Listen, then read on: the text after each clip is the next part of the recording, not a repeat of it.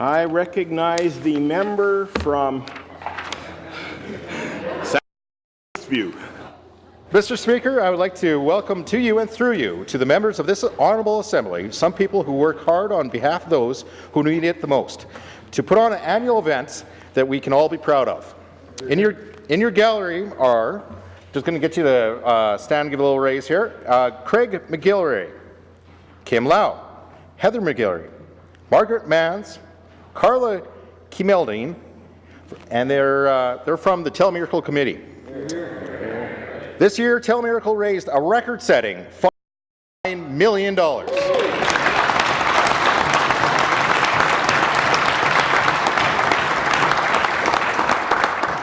This committee, along with hundreds of fellow kinsmen and kinettes, worked throughout the year raising funds, and especially this past weekend at Telemiracle 36 down in Regina. Mr. Speaker, I'd like you to introduce you the Telemiracle committee from this past year. Thank you.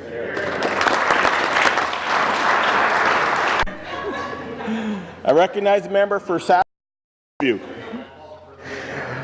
Thank you, Mr. Speaker. This past weekend, another successful Kinsman Telemiracle was held in Regina, and Telemiracle 36 did not disappoint. This year's Kinsman Telemiracle raised a record-setting on-air fundraising record of over $5.9 million. Once again, demonstrating the tremendous spirit of generosity that exists in our province. Telemiracle 36 was boosted by the special efforts of the Saskatchewan people and companies. Potash Corporation started the weekend by announcing that it would match donations raised for a one-hour period up to $250,000 on both Saturday and Sunday. In the end, directly contributing $500,000 and helping to raise a total of $1 million. There are also an extraordinary example of individual support for Telemiracle, with a record-setting donation of $1.4 million made by the late Roy Rudwick of Aberdeen area. No matter how large or small the donation, contributions to Telemiracle and the Kinsman Foundation are greatly appreciated. These funds go a long way in supporting those that require special assistance accessing medical treatment within the province, with all the money raised staying in Saskatchewan. To quote Joan Steckham, Executive Director of the Director of the Kinsman Foundation, Saskatchewan in the old days used to do barn buildings to help their neighbours. Now they do Telemiracle, and in the same sort of thing, end quote. Thank you, Mr. Speaker. Hear, hear. I recognize the member for Saskatoon Eastview.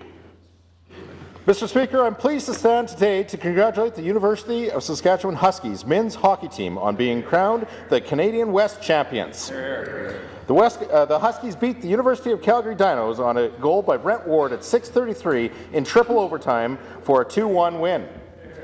Ward beat Detliner Dustin Butler for the win after both Butler and Husky goaltender Ryan Holford had played fantastic overtime periods. Each goaltender kept their team in the game on numerous occasions with sprawling saves and clear breaks to the net. This triple overtime epic battle marked the longest in conference history. The work and dedication displayed by these fantastic athletes deserve recognition. The long hours of practice, careful attention to good health, and the life balance required between sport and study are commendable achievements. The Huskies last won the Canada West Championship in 2007. History is not on the side of the Dinos. They have never defeated the Huskies in 5 Canada West final meetings. The Huskies will now compete at the University Cup as the lone Canada West team. The University Cup, hosted by UNB Varsity Reds, is March 21st to the 25th in Fredericton, New Brunswick. I would ask all members to join me in congratulating the U of S champions and wish them well at the University Cup. Thank you, Mr. Speaker.